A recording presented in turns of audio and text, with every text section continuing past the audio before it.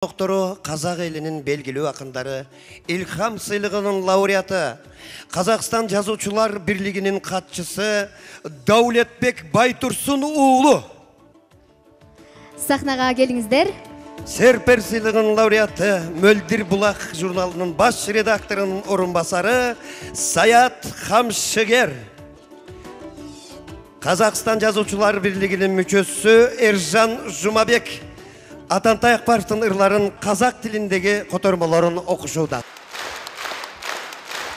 Құрметті туысқандар, төсекте басы қосылған, төскейде малы қосылған, түбіміз бір бауырлас ағайындар. Мынау өткізіп отырған кештеріңіз Қырғызстан Республикасының борборы Бішкекте өтіп атқан кештеріңіз барлықтарыңызға құт береке бағыштасын.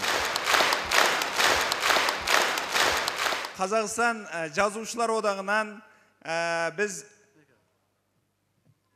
мұнда үш кісі және Қазақстан композиторлар қоғамынан жаңа алдыларыңызға шыққан Донеділ Қажымов бауырымыз, Гүлнар Дәукенова, осы бес кісі Атантай Ақпаров ағамыздың, бауырымыздың осы шығармашылық кешіне арнайы келген болатынбыз.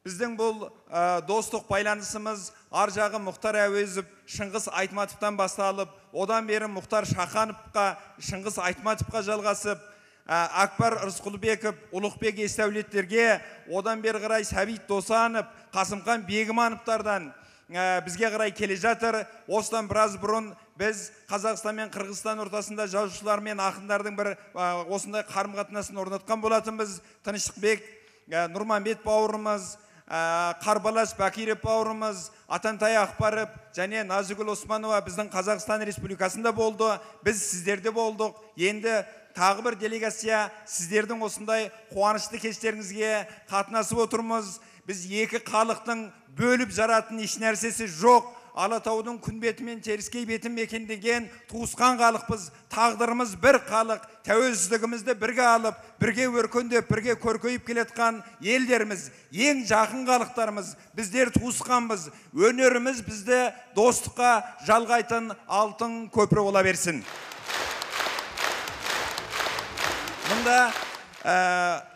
Мұнда Қазақстан жазушылар одағы төрағасы Нұрлан Оразалиннің және Қазақстан жазушылар одағы төрағасының бірінші орынбасары ғалым Жайлыбай ағамыздың арнайы Атантай Ақпаров бауырымызға және осындағы сіздерге арнаған құттықтауы бар. Қолы қойылған. Бұны мен оқып отырмайын. Мінекей сіздерге Қазақстан жазушылар одағынан жалынды сәлем.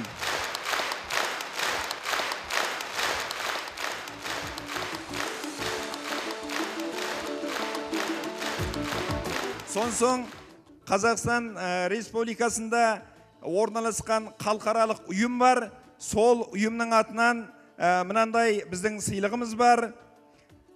Құрметті Қалиева Өктем, бейбітшілік әлемі халықаралық қазақ творчестволық бірлестігі халықтар арасындағы достық пен ынтымақтастықты нығайта отырып, мәдениет әлемінде сазгер, әнші, ақын ретінде өзіңіздің талантыңызбен, дарыныңыздың арқасында еліңізді таныта білгеніңіз және ұйымдастырушылық іскерлік қабілетіңіз үшін Шолохов медалімен марапатталады.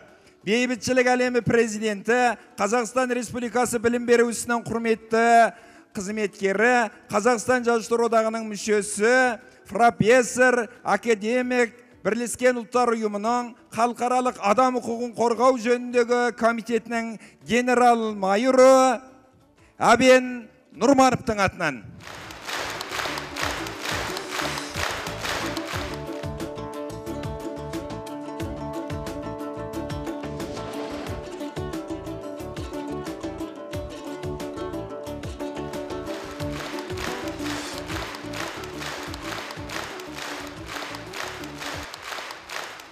Арғарай, уақыттарыңызды алмайық. Атантай Ақпаров ағамыз туралы және Өктем Қалиева туралы айтатын әңгіме көп. Бұл кісінің Атантай ағамыздың өлеңдері Қазақстан Заман газетінде және Қазақстандағы барлық ақпараттың әлеуметтік желілерде өлеңдерін қазақ тіліне аударылып жариялап отыр. Мұнда келіп отырған алдарыңызға мен Дәулетбек Байтұрсынұлы, Саят Қамшигерұлы, Ержан Жұмабекұлы бауырларыңыз бұл кісінің өлеңдерін аударып кең көлемде насихаттадық.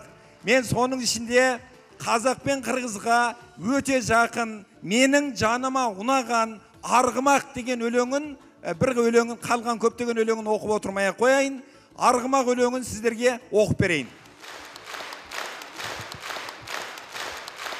Арғымақ. Қазақ пен қырғызға арғымақтан жақын нәрсе жоқ.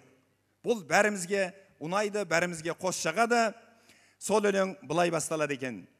Ажалдан неше құтқарып, бесіктей болған атжалы, арғымақ біздің қырғызға атамекендей мақтаны, шаншылған көкке жебедей, қомыздай үні кісінеп, өңімді қойып түсімде шақырды мені үш рет, оқыранып келіп иіскеп, иығыма жалы төгілді, танаумен түртіп қолымды, жанары тінтіп көзімді, тізгінді тартып іріксем, тықыршып алып қашады, тырнадай тізіп мезгілді, тұяқтан оттар шашады, ерден жұлып кетердей, етектен боран тартады, жарықты қуып жетердей, желбіреп кекіл әр талы.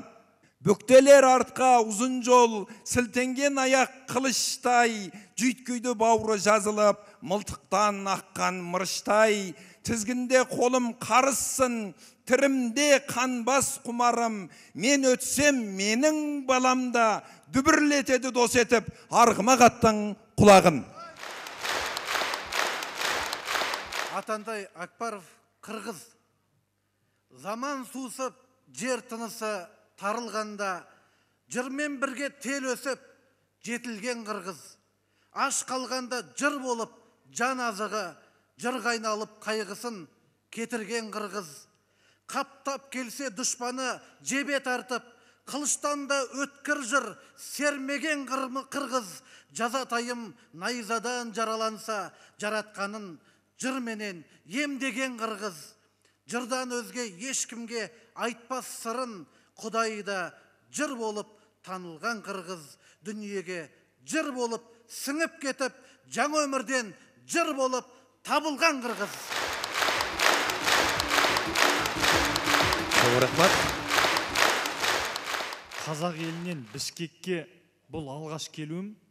Ақын Атантай Акбаровтың шығармашылық кеші құтты болсын. Алтын ағамыздың жолын бізге берсін. Ең бастысы Қазақстан мен Қырғызстанның арасындағы бірлік пен алтын көпірі құламасын. Енді ағамның жүрек тұмар деген бір өлеңін қазақ тіліне аударып ем, соны оқып беруге рұқсат етіңіздер. Жүрек тұмар. Мені атып таста, алдыңнан шықсам, тақтан құлағандаймын жанымды ұқсаң, айтшы, ине жұтқан итті көріп бедің, сол ит сияқты мен арманымды жұтқам.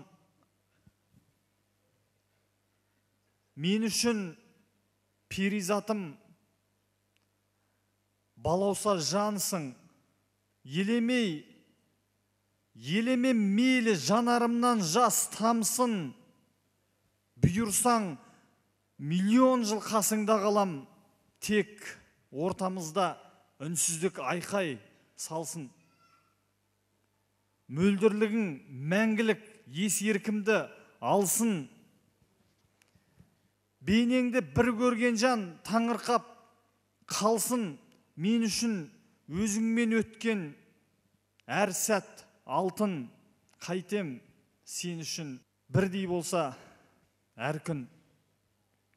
Жүрегім тұмар, қолыңмен өзің алғын аңсап күтер, бағыңа тілекші жанмын. Баянсыз мынау 5 күндік жалғанда сен ақ туын желбіретіп жүре бер. Ардың өмірдің заңы солай. Жығылу, жығу, алма кезек ауысып, күлу, жылаумен күлу, ине жұтқан ит секілді арман ішіп, менікі сол, өзің үшін өмір сүру, атып тасташы, алдыңнан шықсам. Рахмет.